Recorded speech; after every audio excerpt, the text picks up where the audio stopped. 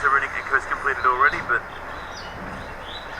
moving to Swiftness boots to get them around the map just a little quicker. And Tank definitely taking the Raptors. So again, this team's just settling into farm. We saw the early aggression from EDG trying to make it work, but the nice gank from Zizia does give Snake a slight lead and the first blood.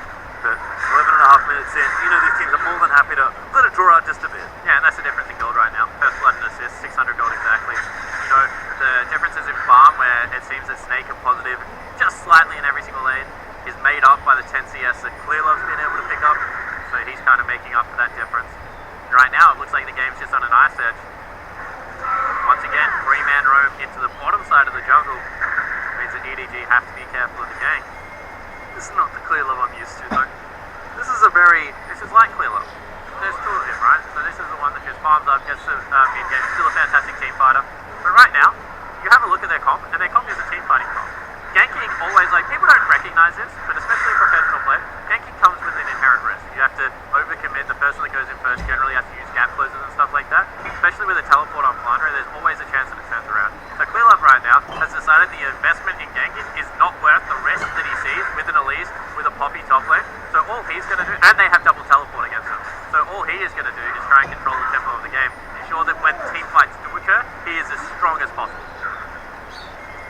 All I've seen so far live in years is Clearlove killing everybody and just I feel like different. I think he's sated some of the bloodthirst since coming back off the bench.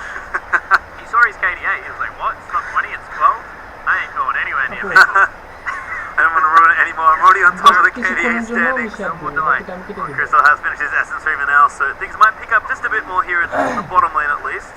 But Jeff going to go back and have to think he's got the blade ready to go as well. And does in fact have Blade of the Ruined King completed. Athena, another Hex Core upgrade with the Negatron Cloak now done. And the Abyssal Scepter and the need to see large rod there for Tank. His top lane is still looking for those first meta tank item. It is Component City right now. I think I've got it now. Clearlove saw what happened to his KDA after he died a couple of times.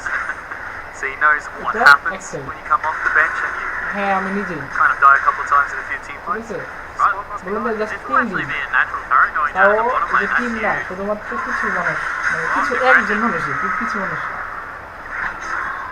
Maybe in the bottom lane. It was the classic Lissandra gambit. Aggression or wave clear. With the collection part. That time it was wave clear. That time.